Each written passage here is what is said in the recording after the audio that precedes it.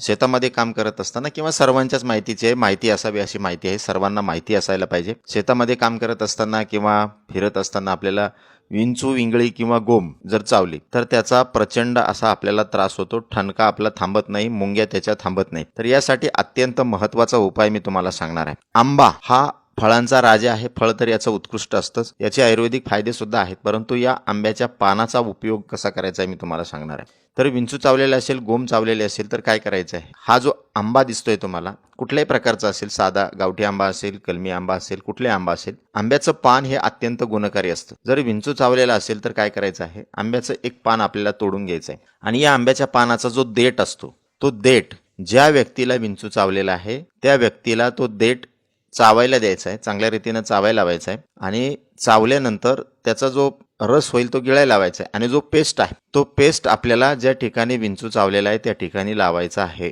म्हणजे आंब्याच्या पानाचा देठाचा रस गिळायचा आहे आणि जो चोथा राहील तो चोथा ज्या ठिकाणी विंचू चावलेला आहे, गोम चावलेली आहे किंवा इंगळी चावलेली आहे त्या ठिकाणी आपल्याला लावायचा आहे. अगदी 2 मिनिटांमध्ये तुमच्या विंचवाचा ठणका पूर्णपणे थांबून जाईल. अत्यंत उपयुक्त माहिती आहे. आता जर समजा तुम्हाला आंब्याचं पान उपलब्ध नाही झालं तर आपल्या घरामध्ये काडीपेटी असते, माचीस बॉक्स असतो. माचीस बॉक्सच्या काडीचा जो गूल असतो त्याच्यामध्ये रेड फॉस्फरस असतो बघा. हा काय करायचा आहे, ज्या ठिकाणी विंचू चावलेला आहे त्या ठिकाणी 1-2 काडीचा जो गूल आहे वरचा तो काढून घ्यायचा आहे, पाण्यामध्ये मिक्स करायचा आणि ज्या ठिकाणी विंचू चावलेला आहे त्या ठिकाणी लावायचा आहे. याने सुद्धा तुमचा विंचवाचा ठणका अगदी 1 मिनिटामध्ये पूर्णपणे बंद होतो. इंगळी असेल, गोम असेल त्यासाठी हे उपयुक्त आहे. त्याचबरोबर अजून एक उपाय मी तुम्हाला सांगतो. आपल्या सर्वांच्या घरामध्ये तुरटी नक्कीच असते. तर ज्या ठिकाणी विंचू चावलेला आहे, गोम चावलेली आहे किंवा इंगळी चावलेली आहे त्या ठिकाणी काय करायचंय, तुरटी थोडीशी गरम करून घ्यायची आणि त्या ठिकाणी लावायचे. तुमचा विंचवाचा जो ठणका आहे तो पूर्णपणे बंद होऊन जाईल.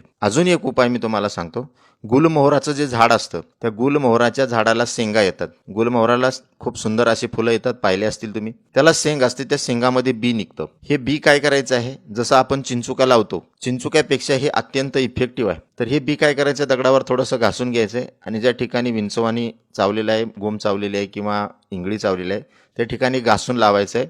2 मिनिटांमध्ये ही जी बी आहे ती फुगून येते आणि सगळं विष ओढून घेते आणि विंचवाचा ठणका पूर्णपणे थांबून जातो. तर हे विंचवाच्या दंशावर, इंगळीच्या दंशावर, गोमीच्या दंशावर सगळ्यांना माहिती असावीत असे शेतकऱ्यांसाठी अत्यंत फायद्याचे उपाय 4-5 सांगितलेले आहेत. यापैकी तुम्हाला जो शक्य असेल तो उपाय तुम्ही तात्काळ करा. आंब्याचा उपाय तर फारच गुणकारी आहे, तो अवश्य करून बघा. आणि अशाच नवनवीन उपयुक्त आयुर्वेदिक माहितीसाठी जीवन संजीवनी हेल्थ या ऑफिशियल चॅनलला लाईक आणि सबस्क्राईब करा. नोटिफिकेशनसाठी बेल आयकॉनवर क्लिक करा. धन्यवाद.